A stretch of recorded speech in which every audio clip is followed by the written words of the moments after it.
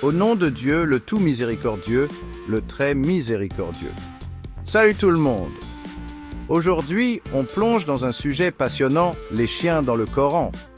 Vous avez peut-être entendu dire que les chiens sont considérés comme impurs ou najis en islam. Mais regardons de plus près ce que le Coran dit réellement. Saviez-vous que les chiens sont mentionnés 5 fois dans le Coran? Et oui, dans la sourate Al-Araf, 776, et la sourate Al-Kahf, 18 et 18-22.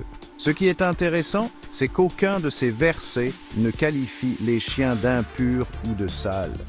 L'une des histoires les plus captivantes est celle des gens de la caverne, dans la sourate Al-Kahf. Ces personnes vertueuses étaient accompagnées de leurs fidèles chiens. Si les chiens étaient vraiment impurs, une telle créature serait-elle mentionnée aux côtés de ces figures pieuses? Probablement pas. Maintenant, vous vous posez peut-être des questions sur les hadiths.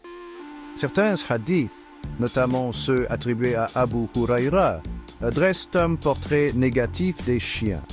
Mais il est essentiel de se rappeler que tout hadith contredisant le Coran doit être remis en question.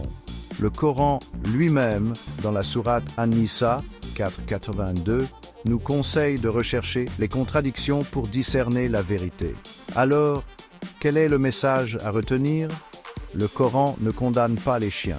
Au contraire, il reconnaît et même souligne leur présence dans des récits importants. Il est crucial de consulter des savants compétents et de remettre en question les idées fausses pour avoir une compréhension claire. Si vous avez trouvé cette vidéo instructive, n'hésitez pas à liker et à vous abonner pour en voir plus. Et laissez-moi vos réflexions dans les commentaires ci-dessous. Que la paix et la bénédiction soient sur vous.